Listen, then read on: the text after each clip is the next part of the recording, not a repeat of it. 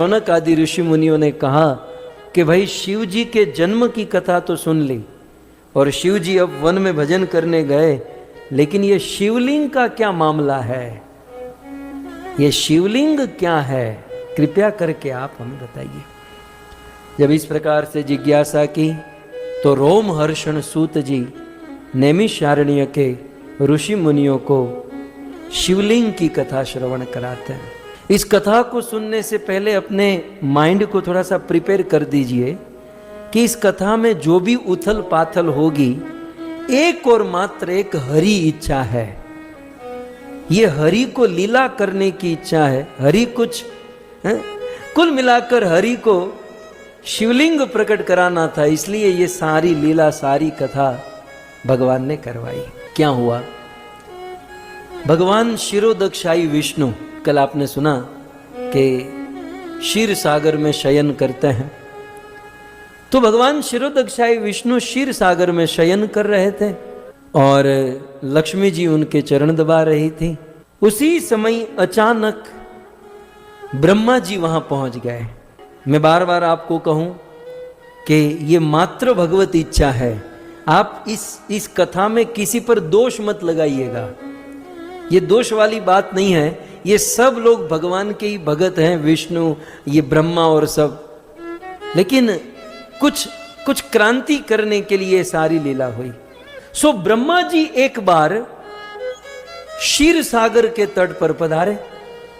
भगवान विष्णु क्षीर सागर में सोए हुए थे और सोए हुए भगवान विष्णु को देखकर ब्रह्मा जी का बाटला फट गया। होता ना, कभी कभी सटक जाती है ना, ब्रह्मा जी की सटक गई। और हमारा तो एक माथा है, एक बुद्धि है, एक ही सटकती, उनकी 4-4 5-5 माथे हैं। तो ब्रह्मा को 5 गुना क्रोध आ गया और सीधा भगवान विष्णु के पास जाकर कहते हैं, बस सोने के अलावा और कोई काम है कि नहीं आपको? जहां जाते वहां सोते ही रहते हैं, सोते ही रहते हैं। वहां कारण समुद्र में कारणोदक शाही, गर्भोदक समुद्र में गर्भोदक शाही, यहां शिरोदक में शिरोदक शाही। सोना सोना सोना, सृष्टि की रचना हम करें, जीवों की उत्पत्ति हम करें, विधि विधान हम बनाए, सबका ध्यान हम रखें, और आपको केवल सोना सोना सोना।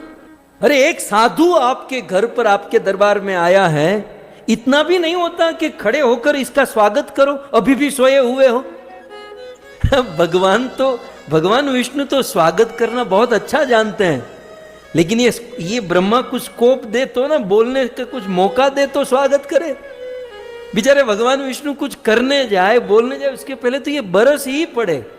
जितना लेक्चर देना था कितने दिनों से पता नहीं अंदर से कुछ भरा होगा क्रोध, सारा क्रोध बरसा दिए ब्रह्मा जी।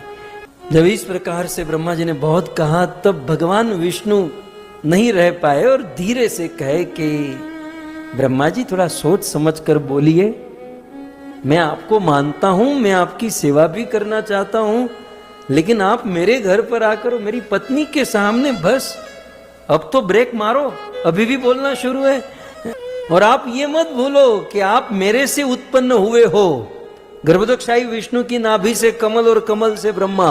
और ब्रह्मा जी ये भी मत भूलो कि आपने 100 साल तक तप किया, फिर मैं आपके सामने प्रकट हुआ, मैंने आपको ज्ञान दिया, तब आपको बुद्धि आई। ब्रह्मा जी ने कहा, गलत। किसने कहा? क्या प्रमाण है कि आपने मुझे जन्म दिया? ब्रह्मा, मैंने पहले कहा ना, सटक गई है इसकी। सनक के पिताजी की सटक गई, इनके पुत्र का नाम है सनकादिक, तो इनकी सनक गई। कौन कहता है कि मैं आपका बेटा हूं? कौन कहता है? प्रमाण कहां है?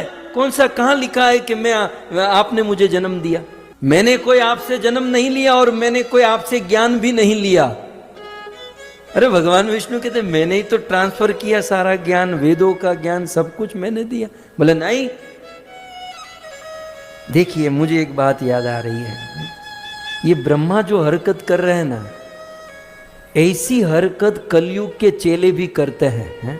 पहले तो गुरु जी के पास जाएंगे, गुरु जी से सारा ज्ञान ग्रहण करेंगे, भागवत सीखेंगे, गीता सीखेंगे, श्लोक सीखेंगे, प्रवचन करना सीखेंगे, कथा बोलना, सब कुछ सीख लेंगे। और फिर समाज से मान प्रतिष्ठा सब कुछ मिलने लगेगा। फिर वही चेले कहेंगे कि मैं तो इस गुरु जी को जानता नहीं, साले सब तो तू यहीं से सीखा है। और तू न कहे तो दुनिया कहती है कि तू इसी गुरु जी का चेला, लेकिन वो मानने को तैयार नहीं। तो ब्रह्मा जी कलयुग के कुछ ऐसे चेलों का प्रतिपादन कर रहे हैं। कभी कभी होता है, देखिए जीवन में किसी से थोड़ा सा भी ज्ञान ग्रहण किया हो ना, जीवन भर तक उनका ऋण भूलना नहीं चाहिए।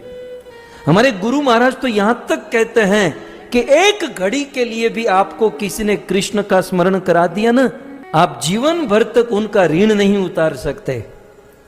और जिस गुरु ने गीता भागवत ज्ञान देकर गले में कंठी, भाल में तिलक और शिखा पहनाई, और उस गुरु के विषय में कहेंगे कि हम तो इसको जानते ही नहीं, ये हमारे गुरु है ही नहीं, लज्जा आनी चाहिए।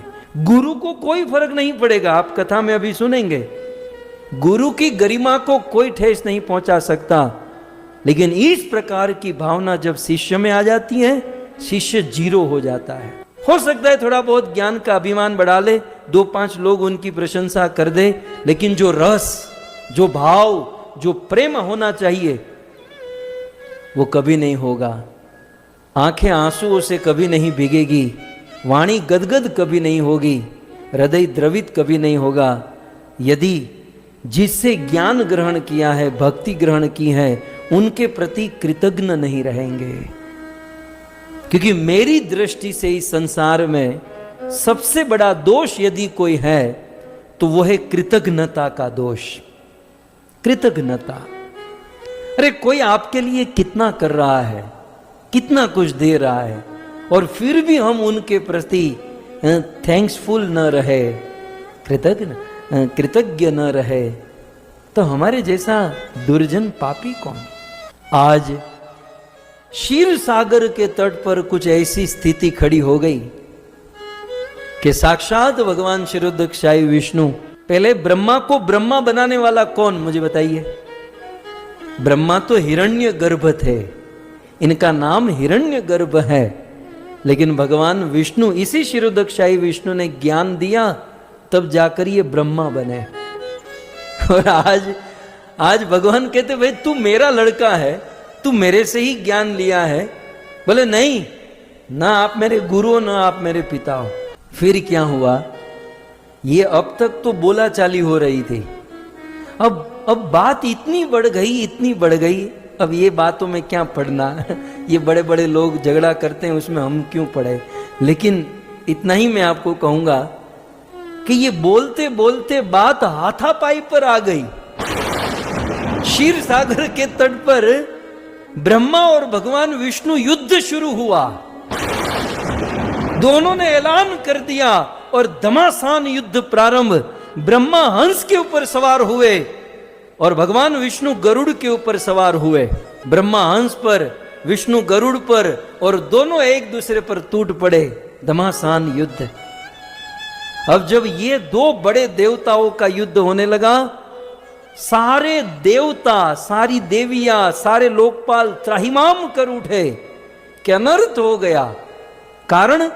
कारण यही था कि देवताओं के जीवन में जब कोई प्रॉब्लम होती तो ब्रह्मा जी के पास जाते, और फिर ब्रह्मा जी उनको भगवान क्षीरोदकशाही विष्णु के पास लेकर जाते। लेकिन आज जिनका आश्रय लेकर हमारा दुख दूर होता था, आज वही दोनों आपस में झगड़ा कर रहे हैं, आपस में युद्ध कर रहे हैं।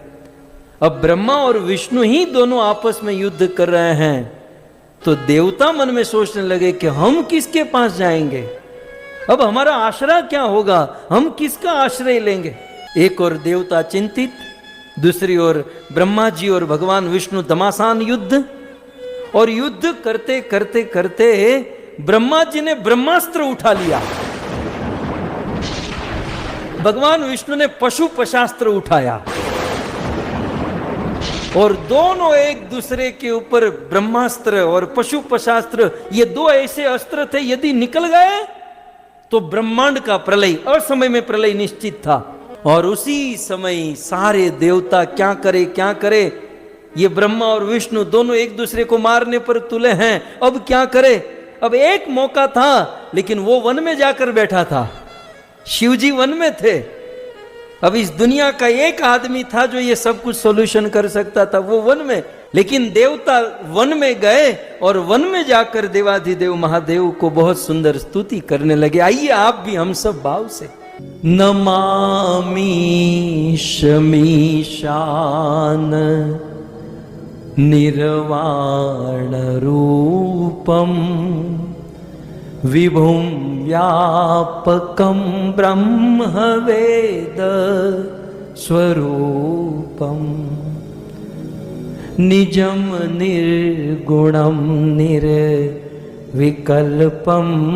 निरीहं चिदाकाशमाकाशवाहं भजेहम् निराकारमोङ्कारमूलिं तुरीयं गिराज्ञानगोतीतमीशं गिरीशं करालं महाकाल कालं कृपालं गुणागार संसार पारं नतोऽहं नमामि शमीशान निर्वाण रूपं विभुं व्यापकं ब्रह्मवेद स्वरूपम। सारे देवता शिव जी की शरण में गए, देवाधिदेव महादेव को प्रार्थना किए। यूं तो भोलेनाथ वन में भजन कर रहे थे, लेकिन जब उनको पता चला तब शिव जी की एक बहुत सुंदर लीला हुई। अब यहां पर दोनों ने, ब्रह्मा जी ने ब्रह्मास्त्र हाथ में उठा लिया है और भगवान विष्णु ने पशुपशास्त्र उठा लिया है और दोनों ने धनुष पर चढ़ा दिया, बाण पर चढ़ा दिया। और जब मारने ही जा रहे थे उसी समय एक अघट घटना घटी, एक आश्चर्यमयी घटना घटी। और वह आश्चर्यमयी घटना क्या थी? ब्रह्मा जी और भगवान विष्णु के बीच में एक बहुत बड़ी दीवार, वो दीवार नहीं, एक बहुत बड़ा स्तंभ, वो खंबा जहां से वो नरसिंह देव भगवान प्रकट हुए थे ना, वैसा एक खंबा जैसा कुछ प्रकट हुआ। और इतना लंबा, इतना चौड़ा खंबा ब्रह्मा और विष्णु के बीच में आकर धीरे धीरे धीरे धीरे ऊपर जाने लगा, बढ़ने लगा।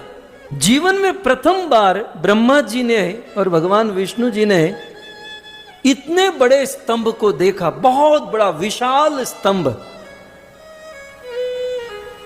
अब दोनों आश्चर्य में रह गए। युद्ध तो शांति हो गया और दोनों सोच में पड़ गए, ये क्या आ गया, ये क्या, ये हम दोनों के बीच में ये क्या आ गया। तब दोनों ने तय किया, क्योंकि लड़ाई तो बंद हो गई और ये खंबा इतना ऊपर जा रहा था कि बंद होने का नाम ही नहीं ले रहा था। तो भगवान विष्णु और ब्रह्मा जी ने तय किया, एक काम करते हैं, शस्त्रों से युद्ध करना बंद कर देते हैं, पहले ये हमारे बीच में जो खंबा प्रकट हुआ है इस खंबे की जांच करते हैं। और जो आदमी पहले इस खंबे की जांच करेगा वो जीता हुआ माना जाएगा, और जो जांच नहीं कर पाएगा वो हारा हुआ माना जाएगा। बोले जांच पड़ताल कैसे करें? बोले हम में से एक इस खंबे के टॉप को देखेगा और हम में से दूसरा इस खंबे के मूल को देखेगा। हम में से इस खंबे के टॉप, इस खंबे के शीर भाग को या खंबे के मूल को देखकर जो पहले आएगा वो जीता हुआ माना जाएगा। तो ब्रह्मास्त्र पशुपशास्त्र वापस रख देते हैं ताकि संसार बच जाए, और इसी में हम लोग युद्ध कर लेते हैं कि भाई कौन हारा कौन जीता। तो ब्रह्मा जी ने कहा देखो मैं टॉप पर जाऊंगा, मैं टॉप का आदमी। भगवान विष्णु ने कहा हाँ भाई तुम टॉप पर जाओ। ब्रह्मा जी ने कहा मैं इसका टॉप मतलब शीरे का भाग खोजूंगा, और भगवान विष्णु ने कहा ठीक है तो मैं इसका मूल खोजूंगा। और इतना बड़ा खंबा, इतना बड़ा स्तंभ हुआ कि बिल्कुल कोई और छोर नहीं था। ब्रह्मा जी अपने हंस के ऊपर सवार हुए और ऊपर की ओर जाते गए, और भगवान विष्णु, अब उनको पाताल में जाना था, तो भगवान विष्णु ने शुक्र अवतार धारण किया। अद्भुत स्वरूप, वसति दशन शिखरे धरणी तव लग्ना शशि निकलंक कलेव निमग्ना केशवद्रीता शूकर रूपा जय जगदीश हरे जय जगदीश हरे जय जगदीश हरे। भगवान विष्णु ने शुक्र रूप धारण किया और वे पाताल नीचे की ओर जाने लगे। अब क्या हुआ? ब्रह्मा जी ऊपर की ओर जाते गए जाते गए जाते गए जाते गए, लेकिन सिरा ही नहीं मिला। जन लोक महर लोक तप लोक पार करते गए। वो हंस थक गया, महाराज कितना उड़ाओगे? लेकिन ब्रह्मा जी को टॉप नहीं मिला। और सच के भगवान विष्णु शुक्र रूप धारण करके नीचे चले गए, बिल्कुल गहराई में, रसातल तक चले गए, पाताल में चले गए। लेकिन उस स्तंभ का, उस खंबे का मूल नहीं मिला। ब्रह्मा को न टॉप मिला, भगवान विष्णु को न मूल मिला।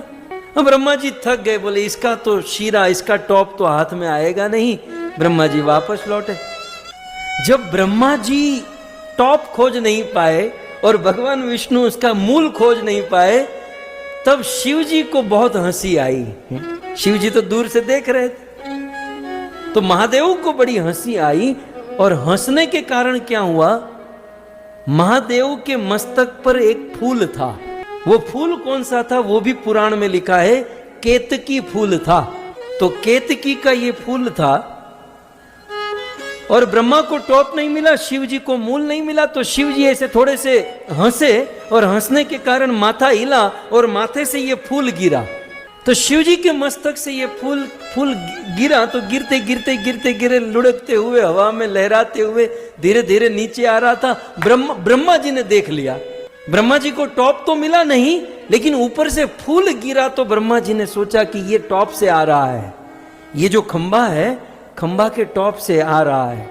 तो ब्रह्मा जी ने उस फूल को रोका, महाराज रोको जरा। और ब्रह्मा जी उस केतकी फूल से बात करने लगे। आप कहोगे ब्रह्मा फूल से? ब्रह्मा ने ही तो ये फूल बनाया है ना, तो ब्रह्मा तो जानते ही ये फूल की भाषा क्या है। 84 लाख की योनि का डिजाइन तो इसी बाबा ने किया है। तो ब्रह्मा जी तो जानते हैं कि ये केतकी फूल की भाषा क्या है। ब्रह्मा जी ने कहा कि देखो मैं बहुत परेशान हूं, ये जो खंबा है, ये जो स्तंभ है, इसका शिरा, इसका टॉप में खोज रहा हूं और तुम ऊपर से आ रहे हो। इसका टॉप कहां पर है, इसका शिरा कहां है, मुझे बताओ। फूल ने क्या कहा कि महाराज युग बीत गए, युग बीत गए, मैं हवा में लुढ़क रहा हूं और अब तक मैं इस खंबे के बीच वाला भाग ही देख पाया, मैं भी इसका टॉप नहीं देख पाया। ब्रह्मा जी ने कहा ये तो लोचा, सूरत वाला, ये तो लफड़ा, अब क्या करें। बहुत बड़ी आशा थी कि ये टॉप, ये फूल से पता चल जाएगा। ब्रह्मा जी ने प्लान बनाया, 4 माथे हैं ना, ब्रह्मा जी ने प्लान बनाया। बोले काम करोगे? फूल ने कहा बताओ। बोले मेरी और विष्णु के बीच में शर्त लगी है कि मुझे टॉप देखना है, विष्णु को मूल देखना है। अब मुझे टॉप नहीं मिला तो उसको मूल भी नहीं मिला होगा।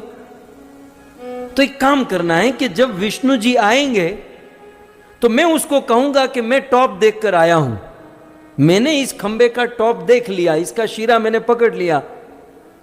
और फिर भगवान विष्णु तो पूछेंगे इसका प्रमाण क्या है।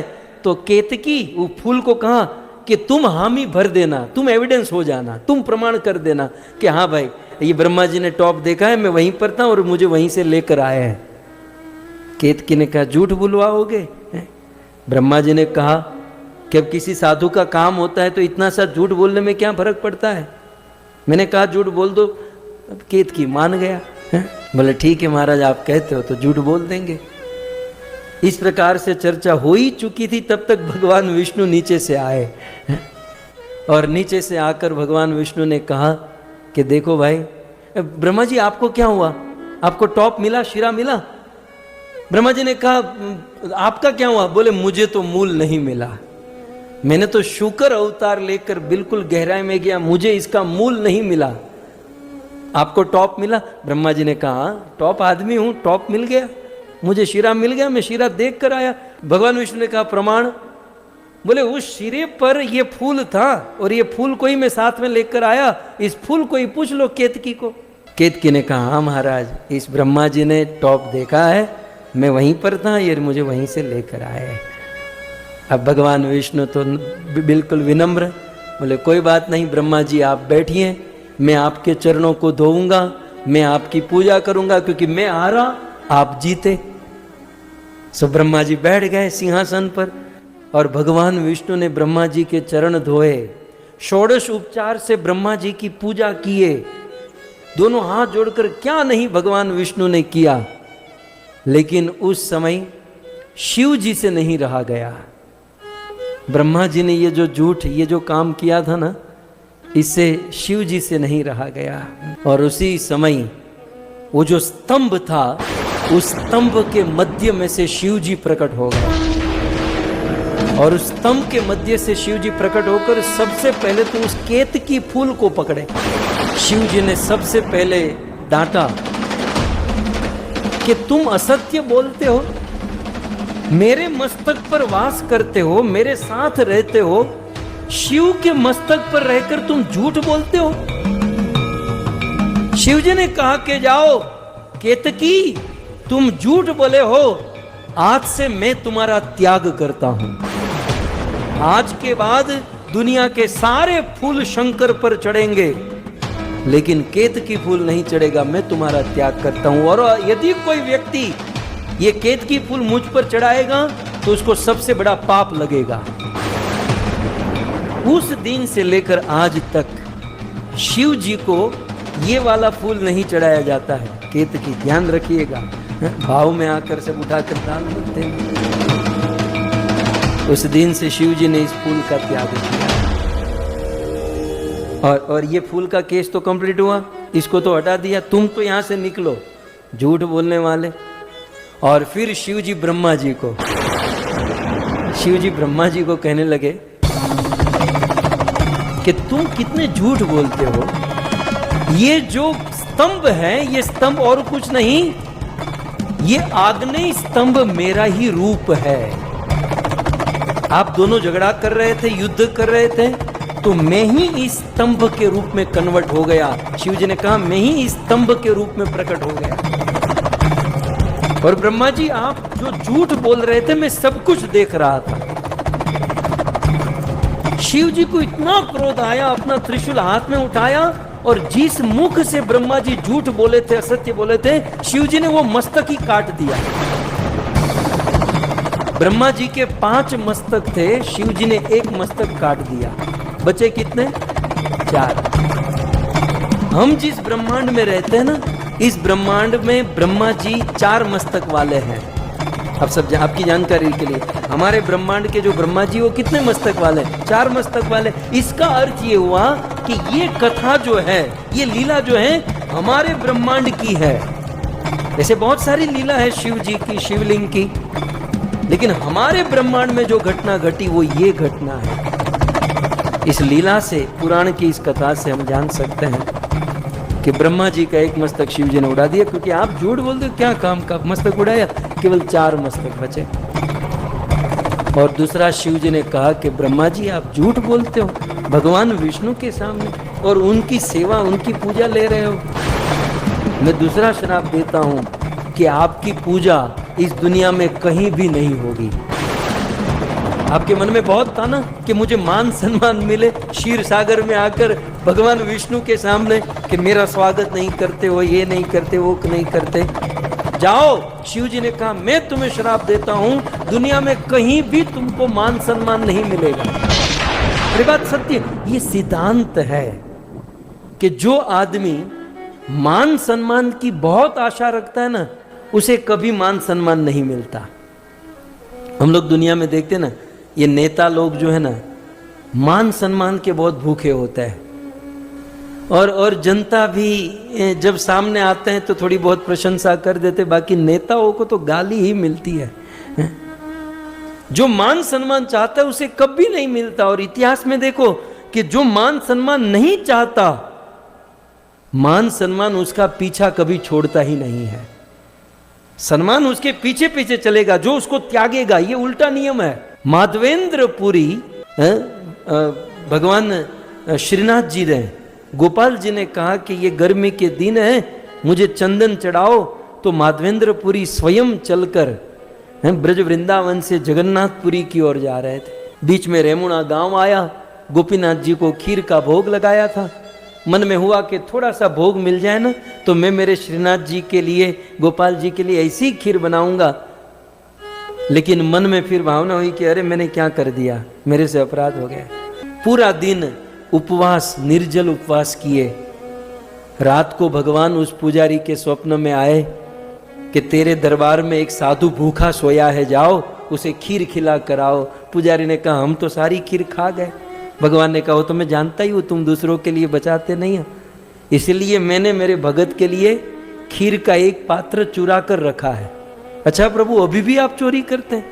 बोले ये तो अपना स्वभाव है। बोले कहाँ चुरा कर रखा? बोले मंदिर में जाओ, उस पर्दे के पीछे वहां कोने में एक पात्र पड़ा है। पुजारी ने जाकर देखा तो खीर थी, और फिर माधवेंद्रपुरी को खीर खिलाई। माधवेंद्रपुरी ने सोचा ओह मेरे लिए भगवान ने खीर चुराई, तो यहाँ तो मेरा बहुत सम्मान होगा, लोग आएंगे मुझे पूजेंगे। रातों रात किसी को पता न चले वो वहां से निकल गए, क्योंकि मानेर प्रतिष्ठा शुक्र विष्ठा, मान सम्मान से अभिमान अहंकार बढ़ता है, साधना भक्ति कम हो जाती। उस स्थान को छोड़कर निकल गए, तो मान सम्मान से दूर भागे तो हुआ क्या? वहां जगन्नाथपुरी में जगन्नाथ जी ने पंडों को दर्शन दिया कि वो साधु आ रहा है, पालकी लेकर उनका स्वागत करो। मान सम्मान से जो दूर भागता है वो सम्मान उनके आगे आगे चलता है। लेकिन जो बहुत मान सम्मान की आशा रखता है उसे कभी नहीं। ब्रह्मा जी के जीवन में आज वही घटना घटी। भगवान से सम्मान चाहिए था, शिव जी ने श्राप दे दिया, कहीं सम्मान नहीं होगा, कहीं पूजा नहीं होगी, एकमात्र यज्ञ को छोड़कर और पुष्कर को छोड़कर। क्योंकि पुष्कर में आप गुरु के रूप में हो, तीर्थ गुरु हो। सो एज अ तीर्थ गुरु पुष्कर में आपकी सेवा पूजा होगी, और यज्ञ में आपकी थोड़ी बहुत सेवा पूजा होगी। बाकी दुनिया में कहीं भी आपके मंदिर आपकी सेवा पूजा नहीं होगी। और शिव जी भगवान विष्णु को, भगवान हरि को कहने लगे जय हो प्रभु, जय हो, आपका सत्य, आपकी लीला अद्भुत है प्रभु। प्रभु आपने जो आज आचरण किया है, मैं मंगल भावना करूं कि सर्वत्र आपकी जय जयकार होगी। हे भगवान विष्णु, सर्वत्र आपकी पूजा होगी। और प्रभु आज मैं आपसे मांगता हूं और मैं आपको आज देता हूं। क्या? सभी हर क्षेत्र में, हर माने शिव जी। शिव जी कहते हैं मेरे जितने भी क्षेत्र है, शिव जी क्या कहते हैं? मेरे जितने भी क्षेत्र हैं उन सारे क्षेत्रों में प्रधान देवता के रूप में है भगवान विष्णु आप पूजे जाओगे। शिव जी के जितने भी क्षेत्र हैं उन क्षेत्रों में प्रधान देवता के रूप में भगवान विष्णु पूजे जाएंगे। तो भगवान विष्णु ने कहा कोई बात नहीं, मेरे जितने भी क्षेत्र हैं उन क्षेत्रों में प्रधान देवता के रूप में शिव जी आप पूजे जाओगे, और ब्रह्मा को छोड़ो, उनको दोनों ने। पर इसीलिए हम लोग देखते हैं ये काशी नगरी किसकी है? वाराणसी काशी, काशी नगरी देवाधिदेव महादेव की है। लेकिन काशी के प्रधान देवता कौन? बिंदु माधव है। काशी शिव जी की नगरी है, वहां पर प्रधान देवता भगवान विष्णु है, बिंदु माधव। देखना चाहोगे? भगवान बिंदु माधव को देखना चाहोगे? ये लीजिए बिंदु माधव, श्री बिंदु माधव भगवान की। ये वो बिंदु माधव है, आपकी जानकारी के लिए, आप पूरी काशी की यात्रा करो, चाहे काशी विश्वनाथ शिव जी ज्योतिर्लिंग है, दर्शन करो, लेकिन बिंदु माधव का दर्शन नहीं करोगे, भगवान विष्णु का विग्रह है, बिंदु माधव का दर्शन नहीं करोगे तो आपकी काशी यात्रा अधूरी मानी जाएगी, अपूर्ण मानी जाएगी। सो ये है बिंदु माधव। फिर शिव कांची, शिव कांची भी शिव जी की नगरी है। शिव कांची शिव जी की नगरी है, तो वहां पर प्रधान देवता कौन? वरदराज भगवान विष्णु। वो भी आप दर्शन कर लीजिए। घर बैठे यहां तो तीर्थ करना है हमें। तो ये शिव कांची जो है शिव जी की नगरी, लेकिन वहां के प्रधान देवता वरदराज। श्री वरदराज भगवान की। तब भगवान विष्णु ने कहा कि ठीक है भोलेनाथ, आपने इतना ही कर दिया तो आपके स्थान पर मैं प्रधान रहूंगा और मेरे स्थान पर आप प्रधान रहिएगा। तो मथुरा नगरी किसकी है? मथुरा नगरी भगवान कृष्ण की है, लेकिन मथुरा नगरी के प्रधान देवता याद है? दिवाली में कथा हुई थी, यात्रा ब्रजमंडल परिक्रमा। सो मथुरा नगरी भगवान कृष्ण की है, लेकिन उस मथुरा नगरी के प्रधान देवता कौन? भूतेश्वर महादेव। ये दर्शन भी कर लीजिए, ये मथुरा नगरी के भूतेश्वर महादेव। श्री भूतेश्वर महादेव की। और ब्रज वृंदावन में, वृंदावन किसका? वृंदावन तो भगवान कृष्ण का अपना घर है। सो वृंदावन नगरी भगवान कृष्ण की, लेकिन वृंदावन के प्रधान देवता कौन? गोपेश्वर महादेव। गोपेश्वर महादेव का भी दर्शन कर लीजिए। श्री गोपेश्वर महादेव की। नमः पार्वती पतये हर हर महादेव। इस प्रकार ब्रह्मा जी को श्राप मिला और भगवान श्री विष्णु को वरदान तो नहीं कहा जाएगा, लेकिन भगवान विष्णु और शिव जी के बीच में यह अंडरस्टैंडिंग हुई, मेरे क्षेत्र में आप पूजे जाओगे, आपके क्षेत्र में हम पूजे जाएंगे। और ब्रह्मा जी और शिव जी के बीच में, भगवान विष्णु के बीच में जो स्तंभ प्रकट हुआ था, वो स्तंभ और कुछ नहीं, इस ब्रह्मांड का प्रथम शिवलिंग था। इस संसार का प्रथम शिवलिंग था। शिवलिंग के विषय में मैं आपको कह दूं, इस संसार में मूर्खों की कमी नहीं है। कई बार कुछ लोग प्रवचन में भी बहुत बहुत गड़बड़ कर देते हैं। ये देखो, लिंग का अर्थ किसी अंग विशेष को लिंग नहीं कहते। लिंग का अर्थ होता है प्रतीक। लिंग माने संकेत, माने चिन्ह, सिंबल। भगवान ठाकुर जी हैं, तो ठाकुर जी का कोई प्रतीक, कोई रिप्रेजेंटेटिव, कोई चिन्ह, कोई सिंबल, उसे लिंग कहते हैं। दुनिया के कुछ मूर्ख लोग लिंग माने कुछ और ही समझते हैं कि किसी अंग विशेष का नाम है, लेकिन लिंग माने प्रतीक होता है। लिंग माने संकेत, माने चिन्ह, माने सिंबल। एक साधारण दृष्टांत से आप समझ सकते हो, जैसे भगवान कृष्ण भगवान विष्णु का प्रतीक क्या है? शालिग्राम शिला है ना। जैसे भगवान कृष्ण भगवान विष्णु का प्रतीक, उनका चिन्ह, उनका संकेत क्या है? शालिग्राम शिला। ठीक उसी प्रकार शिव जी का प्रतीक है शिवलिंग है? तो जैसे शालिग्राम शिला को भगवान विष्णु समझकर ही पूजा जाता है, ठीक उसी प्रकार शिवलिंग को शिव जी के प्रतीक के रूप में पूजा जाता है।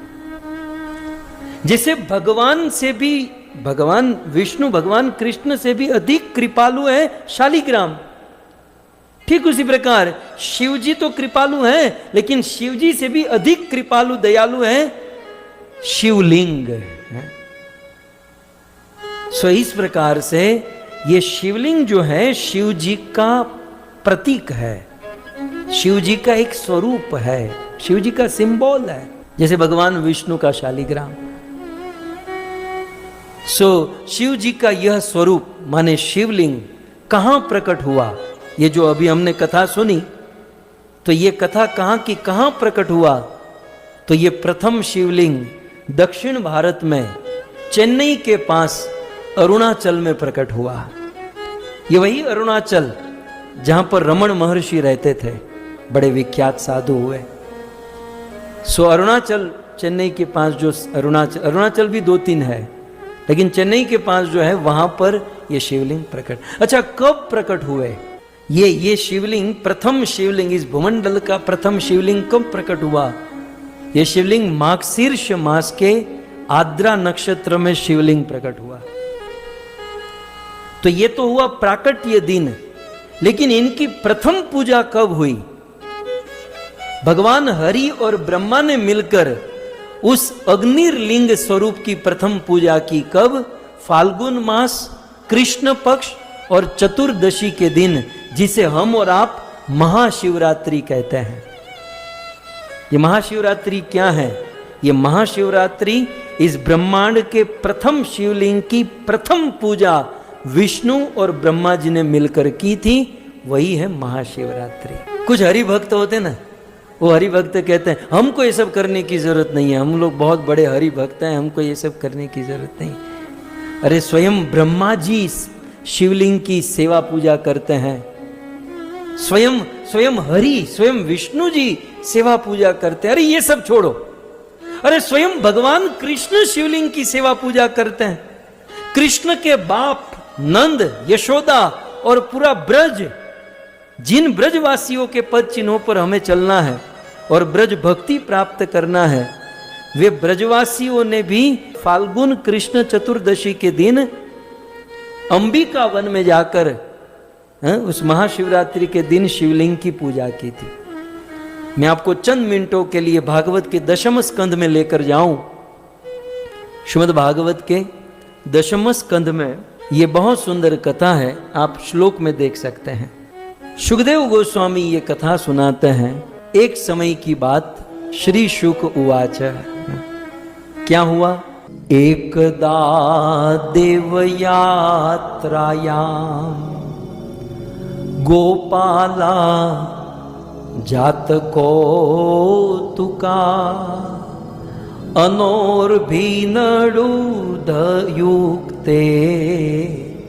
प्रयुक्ते अंबिका वना। सुखदेव जी कहते हैं एकदा, एक समय की बात, देव यात्रायाम। परीक्षित ने पूछा किस समय की बात है? तो कहते हैं देव यात्रा। देव माने देवाधिदेव महादेव, और यात्रायाम माने शिवरात्रि, शिव जी की जो रात्रि है, सो देव यात्रा माने शिवरात्रि के दिन। तो एकदा देव यात्रायाम, शिवरात्रि के दिन एक बार गोपाला, गोपाल माने नंद, यशोदा, सुनंद, कृष्ण, बलराम, ये जितने भी थे ब्रज में, ये सब लोग जात कौतुका, जात कौतुका माने कौतूहल में भरकर, माने उत्साह में, मरे मरे से नहीं। कुछ लोग व्रत तप करते ना, ऐसा लगता है कि इसके घर पे कोई मर गया है, मरे हुए से नहीं, उसे से करो हिम्मत। जात कौतुका, आश्चर्य से भरकर, आनंद और उल्लास से भरकर। कैसे? तो अनो भी बैलगाड़ी और बैलों को साथ में लेकर प्रययु गए। कहां? ते अंबिका वनम, अंबिका वन में गए। अंबिका भी भगवती, पार्वती, सती का नाम है। तो अंबिका नामक वन में, जहां शिव जी का मंदिर था, जहां शिवलिंग था, शिवरात्रि के दिन। अब भी ये पूछने की आवश्यकता है कि वैष्णवों को शिवरात्रि रहनी चाहिए या नहीं है? अभी भी ये भागवत का प्रसंग है। गोपाला माने नंद, यशोदा, कृष्ण, बलराम, ये सब लोग शिव जी की पूजा करने जा रहे हैं। फिर आगे कहते हैं कैसे पूजा करने गए? तत्र स्नात्वा सरस्वत्याम, वहां पर सरस्वती नदी में स्नान किया। अंबिका वन में सरस्वती नदी है, तो वहां सरस्वती नदी में स्नान किया। और देवम पशुपतिम विभुम, और पशुपतिनाथ माने शिव जी का एक नाम है पशुपति, और देवम माने देवादिदेव महादेव। तो महादेव पशुपतिम आनरचू, दूसरी लाइन का प्रथम शब्द है भगवान कृष्ण, बलराम, नंद, यशोदा, सारे गोप बाल सखा ब्रजवासियों ने मिलकर आनरचू शिवलिंग की पूजा की। और अरहणे अनेक सामग्रियों के द्वारा, भक्ति के द्वारा देवीम नृयते अंबिकाम, माँ अंबिका भी की पूजा की। अच्छा, पूजा कोरी कोरी पूजा नहीं चलेगी। पूजा कैसे की? तो कहते हैं बहुत सुंदर दान दक्षिणा देकर। क्या दान दिया? तो कहते हैं गाओ। शिव जी को प्रसन्न करने के लिए क्या करना चाहिए? भगवान कृष्ण ने अपने हाथों से सिखाया। ये सब भागवत की बातें हैं। शिव जी की पूजा कैसे की? गावो, गायों का दान करके, हिरण्यम सोने का दान करते हुए, वांसांसी वस्त्रों का दान करते हुए, मधु हनी, मधु माने हनी शहद, शहद का दान करते हुए, और मधुवन्नम मधुर भोजन का दान करते हुए। और ये सारा दान कैसे? आद्रुता, आद्रुता माने आदर के साथ। कुछ लोग दान तो कर देते हैं लेकिन रिस्पेक्ट नहीं होता। आदर के साथ गाय, सोना, वस्त्र, हनी, शहद और मधुर भोजन का दान। लेकिन ये दान किया किसको? शिव जी को जरूरत नहीं है, लेकिन शिव जी को प्रसन्न करना है तो ये सारा दान, दूसरी लाइन में लिखा है, ब्राह्मणेभ्यो ददुः सर्वे। शिव जी को प्रसन्न करने के लिए ये सारा दान ब्राह्मणों को दिया। तो गावो हिरण्यम ब्राह्मणेभ्यो ददुः सर्वे, ब्राह्मणों को ये सब कुछ प्रदान किया। क्यों? क्योंकि देवः न प्रियतम इति, क्योंकि भगवान शंकर न हमें प्रिय हो जाए। ये सारा दान करने का उद्देश्य क्या था? कोई भौतिक वस्तु नहीं, हमें जॉब मिल जाए, बिजनेस मिल जाए, ये हो जाए, वो हो जाए। उद्देश्य क्या था? आप दूसरी लाइन के अंत में देखिए, देव, देव माने शिव जी, देवादिदेव महादेव, न माने हमारे, संस्कृत में न शब्द का अर्थ है हमारे। प्रियताम इति, प्रिय हो जाए, शिव जी हमारे प्रिय हो जाए, क्योंकि शिव जी प्रिय हो गए तो सब कुछ प्रिय हो जाएगा। और फिर इस प्रकार से दान आदि करके ऊंचू सरस्वती तीरे, ये सब लोग उस रात, शिवरात्रि के दिन रात को जागरण किए। कहाँ जागरण किए? बोले ऊंचू सरस्वती तीरे जपम प्राश्य धृत व्रता, दिन भर शिवरात्रि का उपवास किया और सरस्वती के तट पर रात को जागरण किया और शिव जी को प्रसन्न करने का पूर्ण प्रयास किया। वैसे ये कथा तो बहुत श्लोकों में है कि जब जागरण कर रहे थे तो कृष्ण कहीं कहीं खेल रहे होंगे और यहाँ पर एक बहुत बड़ा अजगर नंद बाबा को खाकर चला गया। सब लोग हल्ला करने लगे, अजगर नंद बाबा को निगल गया। सब लोगों ने बहुत प्रयास किया। फिर भागवत जी में ये कथा है कि भगवान श्री कृष्ण आए और कृष्ण ने अपना चरण कमल उस अजगर को स्पर्श किया। अजगर चतुर्भुज रूप धारण होकर प्रकट हुआ। नंद बाबा बाहर आए और वह चतुर्भुज देवता विद्याधर अजगर को, कृष्ण को प्रणाम करने लगा। बहुत सुंदर भागवत की ये कथा है, फिर कभी हम विस्तार से सुनेंगे। लेकिन मुझे जो आपसे कहना था कि भाई ब्रजवासी, हमारे ब्रज के भक्त ब्रजवासी गण भी शिवरात्रि के दिन, जिस दिन शिवलिंग प्रकट हुआ और ब्रह्मा विष्णु ने जिस दिन उनकी पूजा की, उस दिन, उसी दिन पर शिवरात्रि के दिन ब्रजवासी गण शिव जी की पूजा करते हैं। तो इस प्रकार से शिवलिंग का प्राकट्य हुआ।